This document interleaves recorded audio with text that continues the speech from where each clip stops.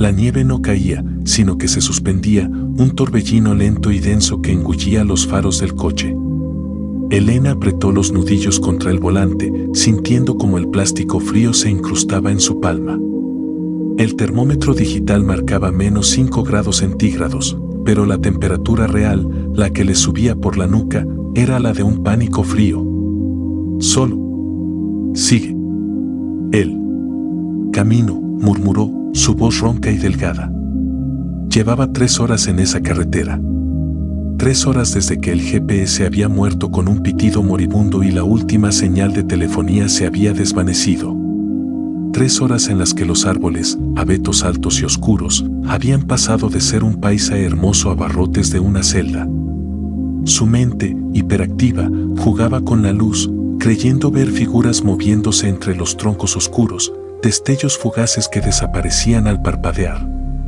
La radio solo emitía estática. La apagó de golpe.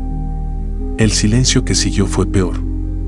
Un silencio total, acolchado por la nieve, donde el único sonido era el motor de su Viernes Josedán, que de pronto sonaba tosco, vulnerable, como un corazón fatigado latiendo en un desierto de hielo.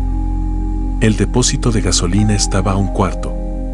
La necesidad de ver más allá de la nieve la impulsó a acelerar un poco, un acto impulsivo y estúpido. El coche patinó levemente. Su respiración se detuvo. Enderezó el volante con manos temblorosas. Entonces, la luz. A lo lejos, casi indistinguible, un tenue rojo y azul intermitente. Se acercó despacio. No era una patrulla. Era un coche civil, volcado de lado a unos metros de la carretera, cubierto por una capa de nieve reciente. Las luces intermitentes brillaban a través de las ventanillas rotas. No había huellas.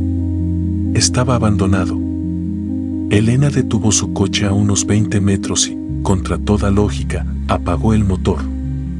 El silencio volvió, ahora punzante. Las luces de emergencia del vehículo siniestrado, que ahora parecían ojos de un depredador, eran lo único que se movía. El aire frío, con olor a pino y a tierra húmeda, golpeó su rostro cuando abrió la puerta. Un crujido seco resonó en el bosque. No era de la nieve. Era de una rama que se había roto cerca. El corazón le dio un brinco en el pecho. Se obligó a caminar hacia el coche volcado. Alumbró con la linterna de su móvil. ¿Vacío? El cinturón de seguridad estaba cortado. Había sangre seca. Se fue. Está a salvo. Vete. Pero la puerta del maletero estaba ligeramente abierta. Se arrodilló para alumbrar dentro. Nada. Solo una maleta de lona, gris. Se inclinó para tocarla, y en ese instante, el motor de su propio coche, que había apagado, volvió a encenderse. El rugido repentino la hizo saltar. Corrió hacia su sedán. La puerta del conductor estaba cerrada con seguro. Las luces estaban apagadas. El motor rugía en vacío y las ruedas giraban despacio, cavando surcos en la nieve, pero el coche no avanzaba. Aterrorizada, golpeó el cristal. La llave estaba puesta. Justo en ese momento, lo escuchó. El sonido que había estado temiendo. Una melodía débil, infantil, desafinada. Parecía venir de las profundidades del bosque. El miedo se convirtió en terror puro. Levantó la linterna hacia los árboles. En la base de un abeto inmenso, en el borde de la oscuridad, vio una mancha oscura que brillaba muy levemente a la luz del móvil. Y la melodía se detuvo. Elena, con el cuerpo en shock, regresó corriendo al coche volcado.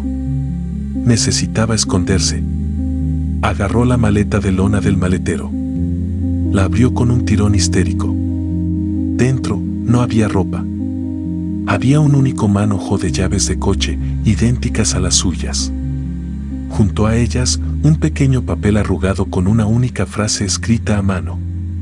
No es la tuya. Al leerlo, sintió un escalofrío que no tenía que ver con el frío. La persona que había volcado su coche sabía que ella vendría. Había preparado esto.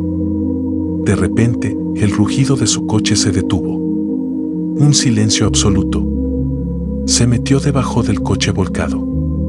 El metal helado le ofreció una mínima protección. Escuchó un crujido. Luego, otro. Pasos lentos y deliberados sobre la nieve. Se acercaban al coche volcado. Los pasos se detuvieron justo al lado. Elena cerró los ojos, intentando fusionarse con la oscuridad. Un pensamiento claro le atravesó la mente. Las llaves en la maleta no eran un repuesto, eran la prueba de que el dueño anterior del vehículo había sido engañado de la misma manera.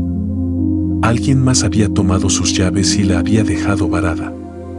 El sonido volvió. No era la melodía.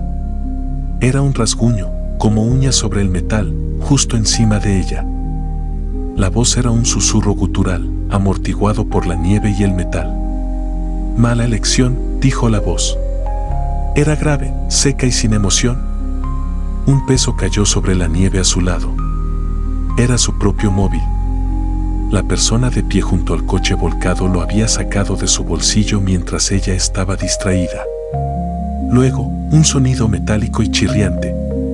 Lo que se sentía como un gancho se deslizó por debajo del coche, justo al lado de su cabeza. Estaba buscando a ciegas. Elena se arrastró en la nieve, alejándose por el otro lado. Cuando sus rodillas tocaron el aire abierto, se levantó en una ráfaga. Lo que vio la dejó paralizada un instante.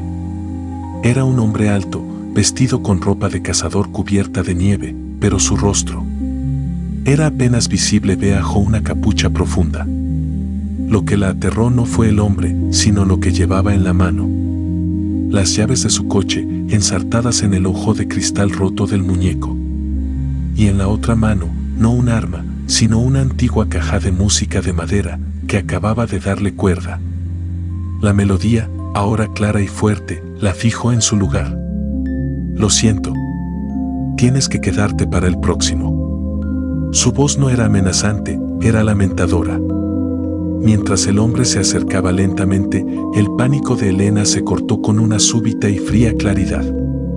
Él no quería sus llaves, quería su reemplazo.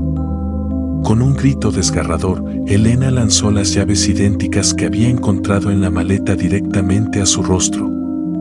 El hombre parpadeó, y en esa fracción de segundo, ella echó a correr hacia la oscuridad del bosque, dejando atrás el camino y la promesa de ayuda. Escuchó el sonido de las botas corriendo tras ella. Y el sonido constante de la caja de música, que el hombre no soltaba. Se lanzó detrás de un tronco grueso, jadeando. Vio las luces de emergencia del coche volcado parpadeando a lo lejos, el único punto de luz en la inmensidad blanca. El hombre se detuvo a pocos metros. Él no la estaba buscando, él estaba esperando. Entonces, ella lo entendió todo, él no quería casarla. Quería forzarla a regresar a su coche encendido para que el próximo conductor, que vería las luces intermitentes y un coche encendido varado, se detuviera para investigar. El hombre no era un asesino, era un coleccionista de recambios. El hombre se dio la vuelta y se dirigió hacia su coche recién silenciado.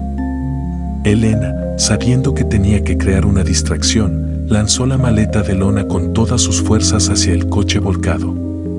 El golpe fue seco. El hombre se detuvo, mirando el coche volcado. En ese momento, Elena corrió por el lado opuesto, hacia la carretera.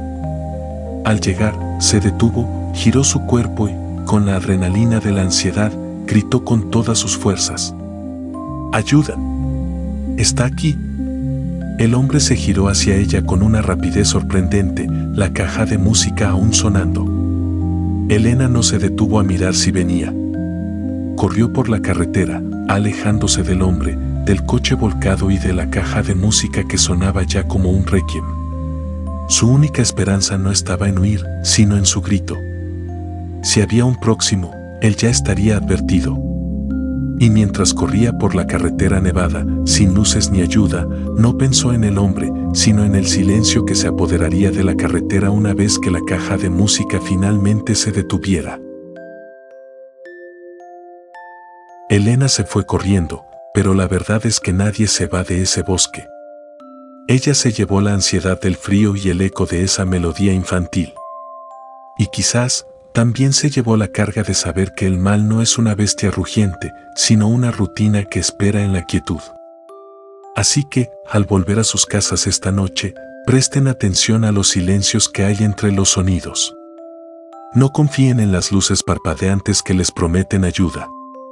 Y por favor, revisen 2 veces donde dejaron las llaves de su coche.